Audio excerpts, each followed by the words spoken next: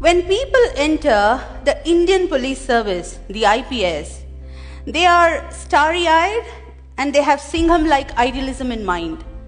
But as days roll by and they become part of the system, their idealism waxes and wanes. And the first sign of this is when the officer begins to think in terms of what his political boss wants rather than what the law demands.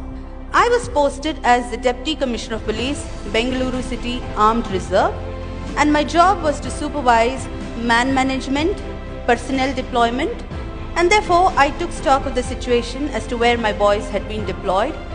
And to my utter shock, I found that a number of politicians, the public representatives, the MLAs, MPs, MLCs and so on, had kept gunmen in excess of the authorized number they were supposed to keep. Now, I made a list. There were 82 politicians who had kept about 216 gunmen in excess of the number they were entitled. I started withdrawing them.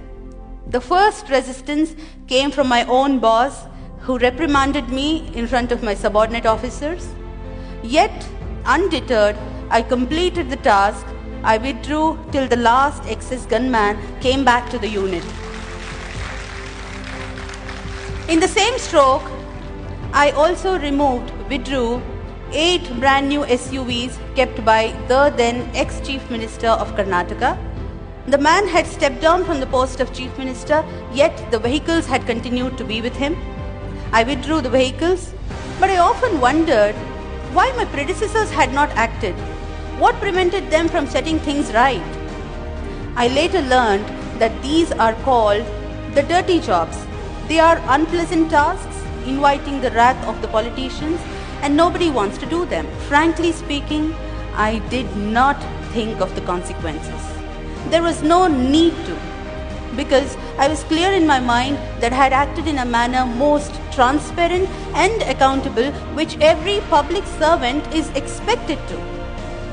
Now, after this report, I was slapped a defamation suit notice. So what is the take home? If you stir hornet's nest, be prepared for all kinds of oddities and notices.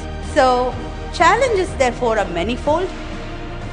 Yet, if the officer is willing to take risks, if the officer has nothing to hide, if he is clear in mind that he has acted lawfully and is fair, if he does not cling on to politicians for perks, cushy postings and so on, and last but not the least, if he has kept his bags packed ready to move out anytime if transferred, then such an officer, he or she, becomes a force to reckon with. After taking head-on the mighty and powerful on several occasions, if I am alive and kicking and able to deliver a TED Talk before you all, you can imagine the robust protection under law available to the bureaucrats for acts done in official capacity. And therefore, I find many of the fears of bureaucrats to be unfounded and baseless.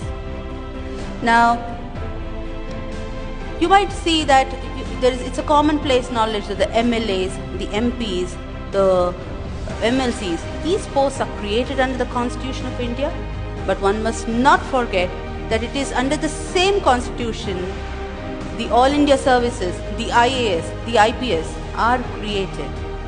And Article 311 of the Constitution gives complete protection to the bureaucrats for acts done in official capacity, and it is available to every officer in the country, including the state services. So the day the bureaucrats are able to come out of the phobia of transfers, the phobia of politicians, we will have the best bureaucracy in the world. Karl Marx once said, bureaucracy is an iron cage. But I find that our bureaucrats have chained themselves. They are the ones holding the chains.